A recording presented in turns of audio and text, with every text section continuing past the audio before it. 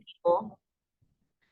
So we're going to go ahead and get started. Good morning to everybody who just came in and wasn't chatting with us. Hope everyone had a good Christmas, is enjoying their holidays. We want to get on here and just go over a couple of things. There's not a whole lot of new things, which is a good thing.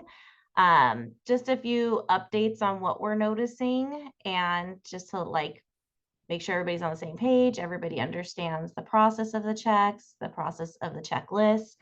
I'm going to let Tanya go ahead and start real quick on the listing checklist because basically that does have everything that we're going to have. Anything the buyer needs is going to be on the listing checklist, obviously. So I'm going to let her go ahead and start with that and go over things because she does do the file compliance with you guys. And we usually get the same questions on rejection. So she's going to go over those really quickly. And then we'll go ahead and start in on some of the newer items and details of the issues that she talks about. So we're going to go ahead and share the checklist, and I will let Tanya go ahead and go. Okay. Hello, everybody. Yes, this is, we're going to go to our listing file checklist. Let me see. As you could see, there's quite a few, but the ones that I get asked about a lot are, okay, so we're going to go to the seller's affidavit first. Seller's affidavit. A lot of the times I get just the QS that's uploaded. And let me pull it up right now. I have Ashley pull it up. And we just want to let you know that the QS is not a standalone form. It follows the AS, the seller's FERPTA, when there are no Social Security numbers available or no other information. So it's always the seller's FERPTA and the QS is what follows. So here, as you said. So as you can see, like in the box 4, you don't have to complete everything. Number 3 has to be marked, whether or not it's an individual or the type of transfer it is. And then in 4, if you are going to provide a QS, then you don't have to check B or complete section 5. However, if your seller is okay, or whichever seller that you're working with that you represent the buyer, provided their information, then you also don't need a QS. We just cannot have a QS on its own because it needs to be attached to this form stating that it's not completed, that escrow has a completed version of it.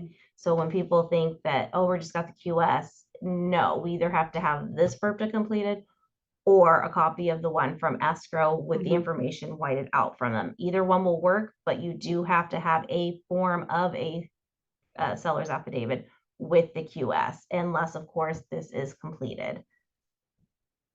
QS, let me see. Which is just what the QS says. Yes. And a lot of people also, I notice, are entering the wrong information. So the qualified substitute here is always going to be the escrow company, and then the transfer is always going to be the seller, and it's the escrow officer that signs for the escrow company. I know a lot of times people are mixing these things up and not knowing who the qualified substitute is, but it is actually the escrow company and the officer signs. Okay. The other one, what was the other one? Where was I getting to? Do you remember? The HID. Oh, okay. So going to number 22, the physical inspection. A HID, let me pull that one up. It's the car form HID for your protection, get a home inspection.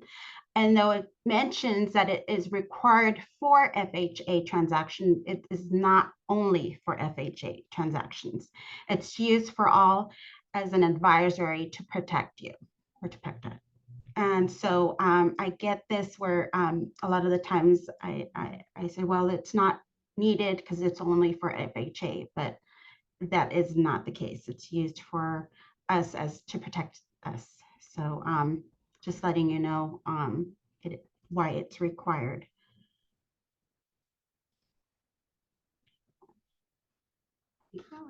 One of the two main ones. Those were those were the two main ones that was needed. And can I ask you a question? Is that the HID for just for FHA or for all?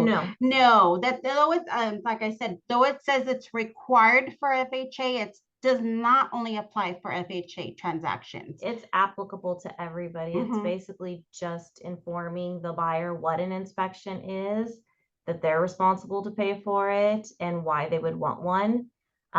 It protects us because basically we're explaining to them exactly what an inspection is and why they would want one. It's required for FHA, but Rod prefers us to have it for every transaction because it is an advisory for everyone to get an inspection. Any other questions? And then another one that we want to go over that a lot of people also tend to not include is the additional agent acknowledgement. So anytime you and another agent, whether it be from our office, which case you need the additional brokerage agreement as well as the AAA, are representing the same client. We have a lot of team members that will represent the same client. You want to make sure that it is disclosed, and you can disclose that. Obviously, it will be here on page 16 of the purchase contract, and you will actually mark this box, and then you will include the additional agent acknowledgement. And when you get this done, this means when you guys are signing disclosures, one of the agents can sign, not both have to sign, because you do have this in place and it is disclosed in the purchase agreement. So all parties are aware of it, and then all parties again acknowledge it here. So you want to make sure if you guys are working together with somebody, you do have this in the works so that you guys are both responsible and also both get credit for the transaction. It's the same thing on the listing agreement. The same little portion is there as well. We'll get to that with representative capacity because that also changed this year. Before, there was not a portion in the purchase contract where you could mark and fill out the information. You had to use this form every single time. If for some reason in the purchase agreement, as you can see right here for buyer or seller, if these boxes are not checked and completed, then in the transaction with disclosures, you will need the representative capacity signature addendum. You'll mark whatever it is that they are, whether it's a corporation, an LLC, or a trust. Please do remember, if it is a trust, that you are going to also include the trust advisory, which shows why certain things are completed the way that they are. And then no questions obviously will arise because it'll all be explained there. It's also on the listing agreement in the same fashion. Willie to the front desk, please. Sorry. Willie to the front desk. And on the listing agreement, as you can see, here's the box for the AAA if it's going to apply and you're both representing the seller. And then on this one, also the entity for sellers, it's completed. And this would also let you know at the listing that you also do need to have that trust advisory when you do the disclosures. So those are a few of the things that we notice. People are kind of bypassing, skipping, not including, or they're getting rejected and not understanding why they're getting rejected.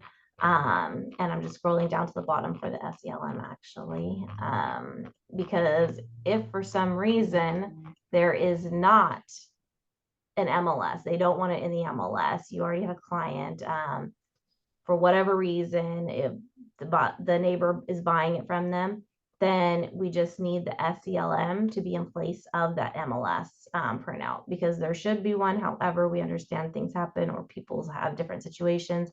So this does suffice for that. So you can upload this in place of that. In addition to anything on the checklist, it's very precise. Rod goes over it every year for us. There are certain things down here that you notice that they're if applicable. Remember that when it's if applicable, it doesn't mean to ignore it, because there's some things that you may want to include and want to have to reference for the transaction should something come up, such as your notices to perform, your request for repairs, any permits, city inspections, anything you advise the client of. Obviously, if it's an REO, you would have it. If it's a short sale, you would have it. Any purchase agreements, addendums, or any other additional things that would include any disclosures from other companies, even though we don't require it, it's always good to have it in the file, to have it there if there's an audit or any other thing comes up. Same thing, anytime we've had an issue with this lately, modifications to the terms of the listing agreement. I understand we talk to our clients a lot, but we want to make sure everything is always in writing. If it's not in writing, it does not exist.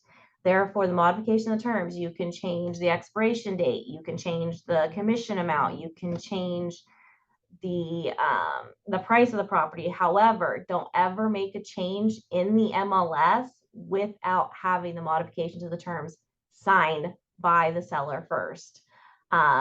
Just because obviously I understand they're requesting it. Sometimes we want to do things quickly, but just make sure we get it docu-signed or stop by, get that signed before actually making that change.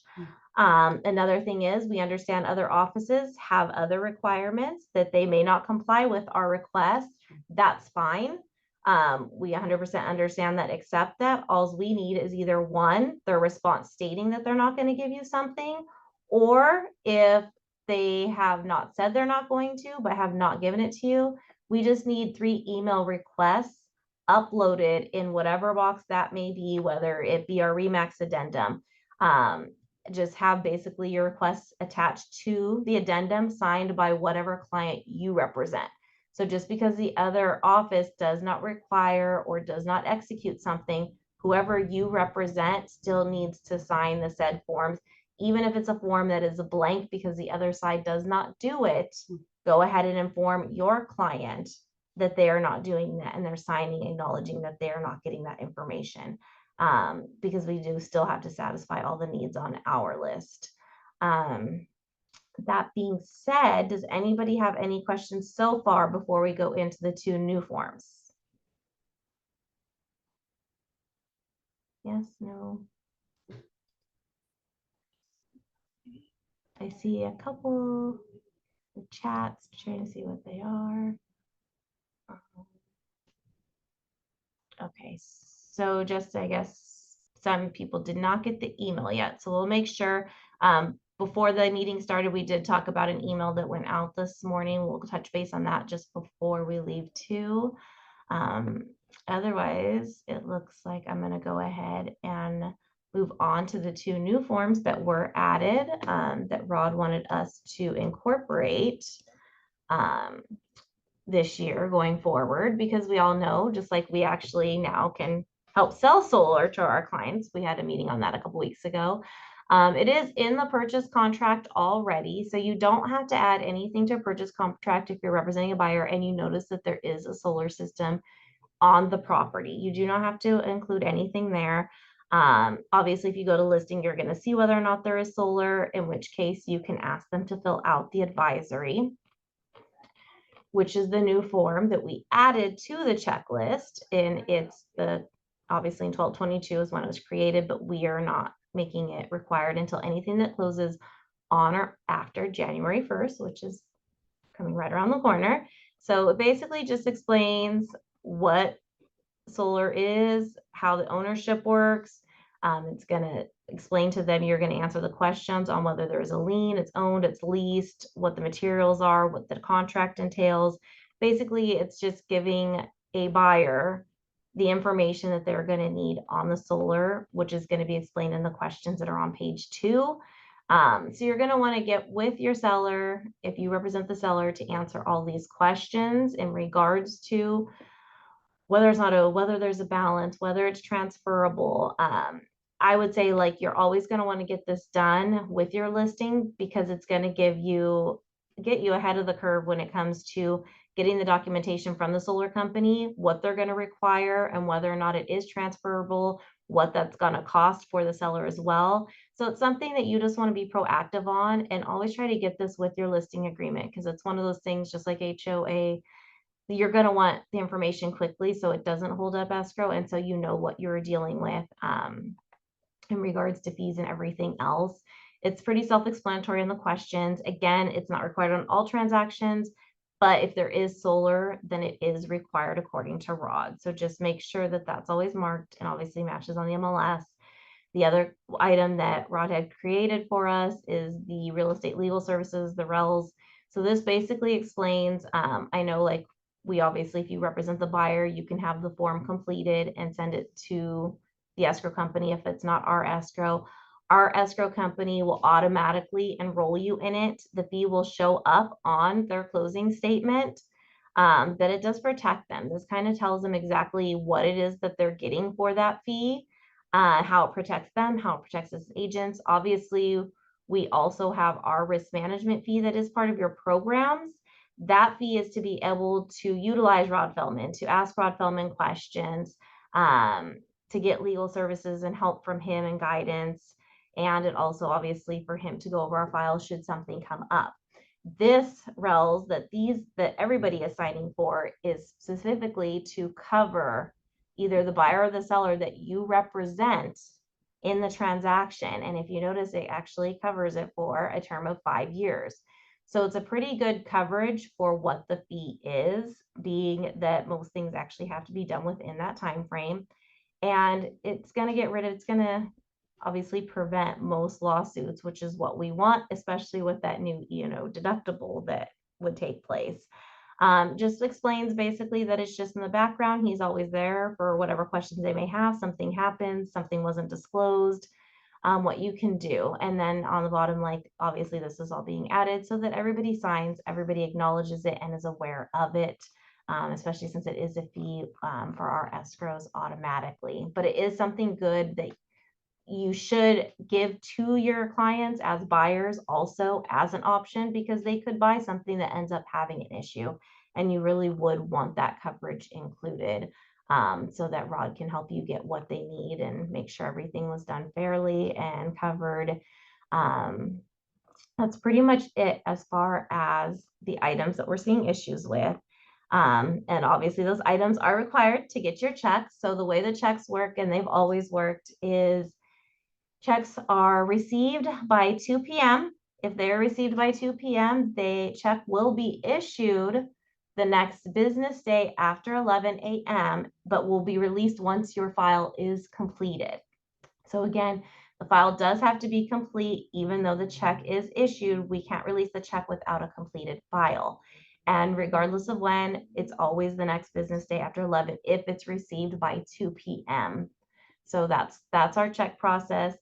And you will either get, so once we've issued the check, the front desk will email you letting you know what items are outstanding. So if you get an email with outstanding items and your transaction closed, more than likely that means that your check is here for you. We just need you to complete that file so we can let you know that you may pick the check up.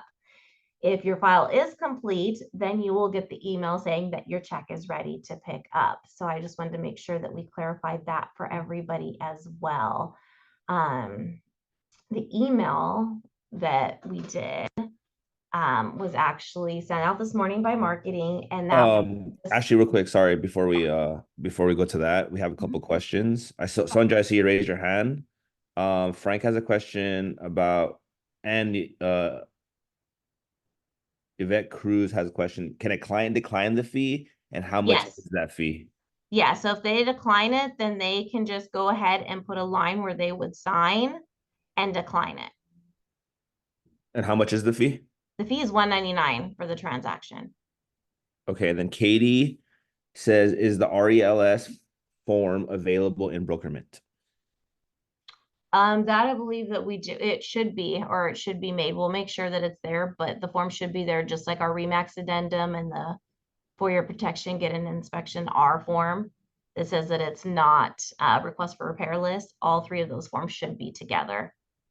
Oh, and the only items, by the way, that we did remove is we no longer need any of the COVID things that were on there before.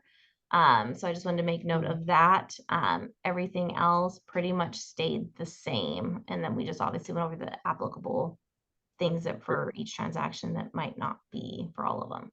And then what other questions? Because I can't. Ursi, they're going to go over the E&O insurance in a little bit. I know Sonja raised her hand if you want to ask that question. Yeah, for Rod's fee, the $199. So it's optional because, okay, I'm so confused. I know we've gone through this before, but so the risk management for either side is mandatory, correct? That's the $99. That's completely different. Yeah, and that's for the office. And then, Yes, okay, and then also, so the 199 fee, that's the It- clients. that's the client. Yes. So okay, so was that ever mandatory? No, Okay, so we don't have to have, if they're not going to no, because sign it's off something on they're that, paying. They have to agree to pay it, but if they're not paying it, they're not getting that coverage. So if correct, something happens, they're getting their own legal counsel. correct. So, and either way, they need to sign off on it. So if they choose not to, they sign. If they choose to, they sign. Okay. Yes, yeah. So can you, at the end, if you have time, just go over, because I know I'm still confused on all of the office fees. I know that, what comes out of our check. Are you gonna go over that? No, because everybody's programs are different. Okay, Aside from the emails that we sent out at the beginning of the year with everybody knowing about the franchise fee at the top. Obviously, E&O fee, that it didn't change this year. It's still the same. The risk management fee did not change. It's still the same. The only okay, thing that changed with the E&O is the amount of the deductible that's paid. It was 10 or 15,000 before, and now it will be 25,000 for the agent, 75,000 for the office. okay, And got that's it. just because of all the insurance changes in California. Hopefully, when they figure it all out and they're willing to give more policies in California for all things, that will go down. But apparently, we were actually lucky to get that because a lot of companies is at about 500,000 for a deductible. So it's just kind of just what the industry is doing, just like with homeowners and fire insurance, and we're all having issues. Got it. Okay, thanks. Mhm. Ashley, is this fee new, the RELS? Is that a new fee or do we always have it? No, it's always been an option. That's what Rod Feldman always talks about at all of his meetings. This last year, because it is so beneficial, escrow has always included it on all transactions that go through escrow for whichever side we represent, which usually is the listing side. We do have some agents that fight and also get their buyers to use our escrow. But it's always on our side that it is the option, it is on there. Usually if somebody inquires about it and asks, once they know what it is, they usually do decide to keep it and pay for it because it is worth it. It's better than a home warranty pretty much, I feel, for what it would cost for something to be done. But again, yes, it's not required, but this is just our way of letting everybody know what it is and that it's an option even on the buyer side when it goes to an outside escrow. Okay, thank you. Yeah. Sandra Guerrero has a question. She said she's asking, I have a transaction in process. Do I need to include the new forms before to close? All the new forms are only required for anything closing on or after the 1st. So if it's closing this week, if it's closing by tomorrow, no. It already closed. However, if it's closing anytime next week, you will need anything that we added, which it should only be just these last two forms, the solar advisory and the RELS. Another question from Yvette Cruz. What does the 199 include for the 5 years? Does Rod represent the client for free for those 5 years? Yep, for that transaction. And it says it all in the form that they receive, and they also get this form from escrow when they question the fee as well. So it tells you right there exactly what it is and how it works with, if it comes to that point.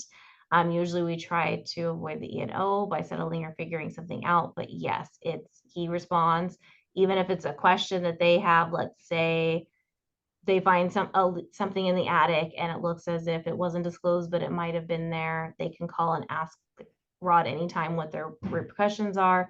He'll go over the situation with them. Then they'll decide what happens next, whether it's going to be a letter, whether it's going to be a call, whether it's going to be a demand for fees, whatever it might be. But basically, yes, he represents them and will cover the transaction for that property for the 5-year term.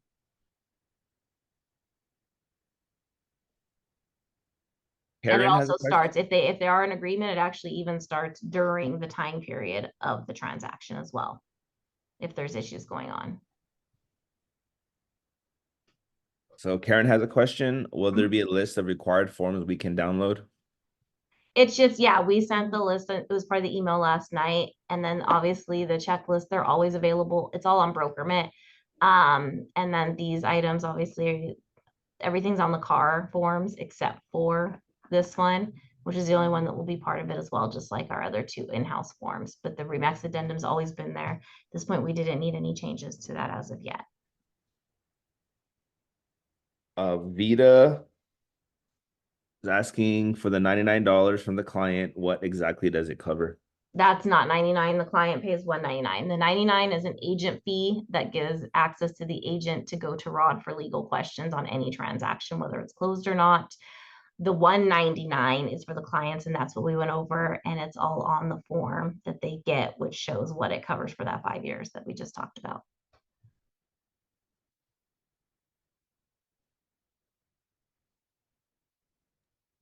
I think that's all the questions that were in the chat. Okay, I was gonna say, I was like, Okay. I can't see the chat know what? questions. I was trying to. Oh, one more. Karen has one more. Okay. Vita said thank you. Oh, if the client rejects the 199 fee and in the 5 years there's an issue, will Rod still represent us as the agent? Okay, so if the client rejects the 199 fee and it's a client issue, then no, Rod is not going to cover it for free. If the client is making an allegation or something towards the agent, then if the agent had paid the 99 fee on their program, which they do, then yes, Rod would represent the agent, but not the client. I hope that answered your question, Karen. She answered both. Oh, she asked the same thing. She asked the 99 is a must, which Yes, is the 99 is a must on all transactions. That's part of the program to have access to Rod. will Patricia's asking, will we get a copy of the legal form?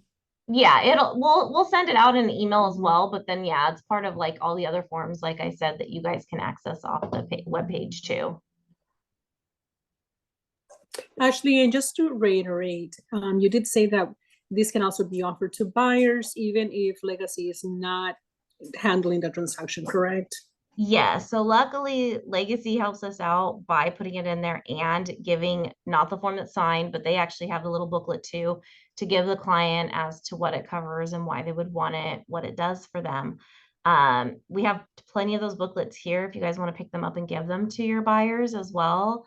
And then yes, what you would do is basically have this form signed, and then there's actual an invoice that can go along with it to escrow. So the fees don't come out of your checks. They don't come from us directly. Everything's done through escrow because it's the buyer or the seller that pays the 199, and it's invoiced and then it's paid to Rod's company. Thank you. Yeah, and that's, so yes, it should be offered to all of your clients because it is something that we encourage. Yvette Cruz has another question. No worries, Yvette. You can keep asking all the questions. Is the 99 the risk management fee? Yes, it is.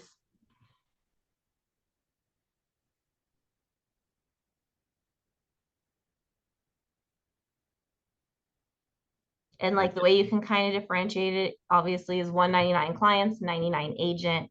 199 is legal and dispute resolution, so RELS, and then ours is just RM, risk management.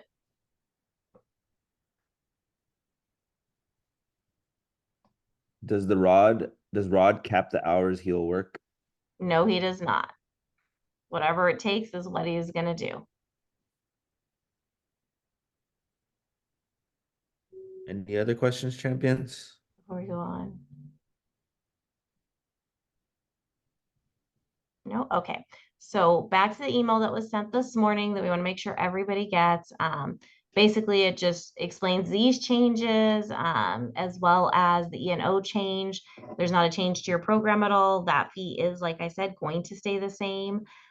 We are able to cover the difference for the annual fee for that one. However, it's the deductible that we made the difference on, and therefore the email supersedes the ICA agreement that you guys all have, letting you know that going forward, your portion of the deductible, should anything happen, which we hope that it does not, would be $25,000 instead of the original amount on your contract.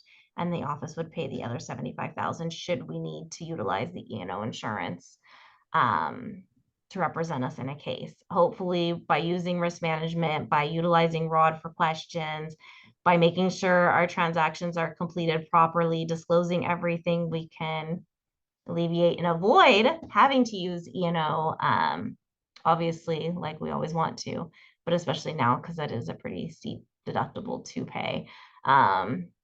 In comparison, I do know a lot of the lawsuits that can occur. I mean, especially if it has anything to do with sewer or septic, you're looking in the 100,000s anyways, or any other kind of disclosure, roofs, whatever.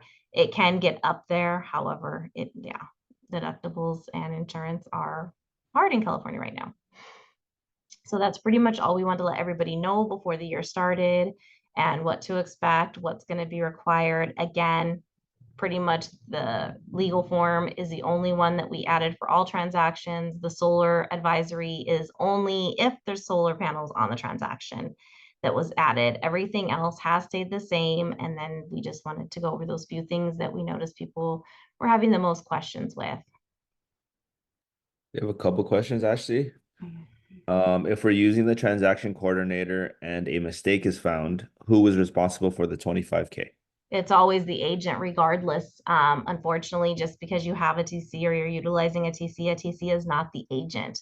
The agent should still always be aware of what is going on with their transaction. The TC is just there to coordinate the transaction for them and to assist them. They are not the agent. They do not represent the client. Then another question from Frank. After the 100K deductible, what is the policy limit? It's $1 million coverage. So that stayed the same as well. The only thing that really changed on the policy, like I said, was the annual fee did go up for us and the deductible fee, but the limits and the protection stayed the same. It's just the fees went up for that same coverage. Really quick, for anybody that's in here, I'll put my email into the chat. And if you're having issues with your email, receiving emails from the company, I'll make sure that I get you guys taken care of. And if you haven't received the email, please type in the chat so that I can forward you the email that came out this morning so that you have it.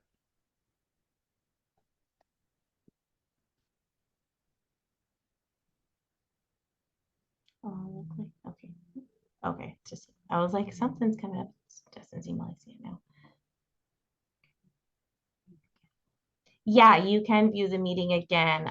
Justin recorded it so that anybody who missed it or anybody else that wants to go back and revisit certain things, you can do that. And Justin, where it's going to be on the YouTube Our channel, YouTube channel. right? That's what I thought. Sandra, I forwarded you the email since I saw your comment earlier in the meeting.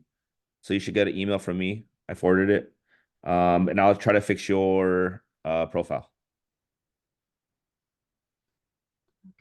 Oh, how do you get access to BrokerMint? Tanya will go ahead and put you on. She just has to enter your email. And as long as you didn't already have a BrokerMint account with that email, you should get like a entry welcome email quickly once she does that after the meeting. Yes, the meeting will be on YouTube, Karen. Yes. Maria's iPad. I'm not sure which Maria that is.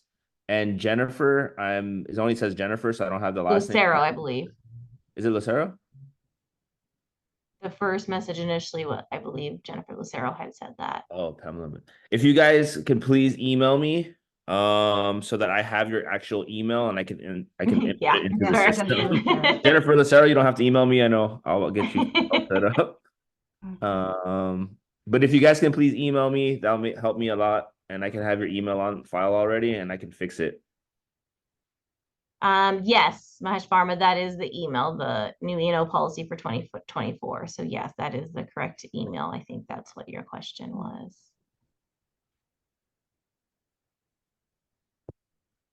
I think that's it. Ashley, I had a quick question for the TFA Champions form for rental. Did you put that on the checklist yet?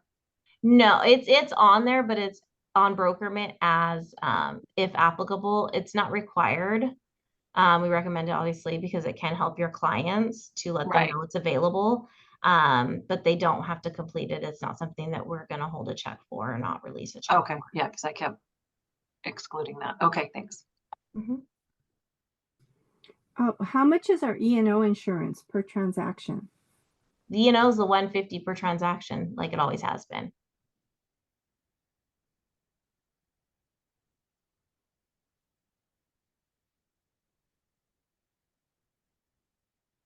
Did you get that, Ursi? Yes, I did. Okay, Thank yeah. you. Yeah, that did not change. We kept it where it was for you guys. It's just the deductible, like I said. Other than that, is there any other questions that you guys have that maybe you're having issues with the checklist or you weren't understanding? I know we just touched on the TFA one. Is there anything else that you feel has caused you issues for anyone or that doesn't make sense to you or that you need more clarification on why it's required? If you want to let us know. Others might have the same question. I know ours is pretty specific and to the point. We try not to have it too long. I've seen some checklists that are about 4 pages long. So we try to keep it pretty specific and what's required.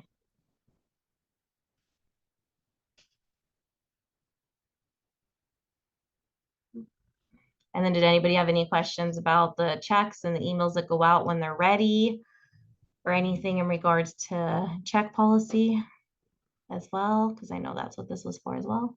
Oh, I had a question about the key, the office key. Mhm. That's delayed. I know, Tony, you had said it's delayed a little bit, so Yeah. you'll be letting us know, because I don't always get emails from you guys. I have been getting the texts now, but not emails. But so we don't need our fob anymore after it's changed over, or? No, you still need your fob from what I understand. It's just Okay, depending on the hours, you would have to use the code. The code. Mhm. okay, so it's Because just the an alarm will be equipped, but you'll still need to get into the office. Got with it. the key So fob. you're just adding just a standard alarm for their Yeah. rooms. Okay. And each one has their own code. Password, yeah. Yeah, okay, got it. And we'll have more details too as we get closer because I know it was delayed. That way everybody's on the same page.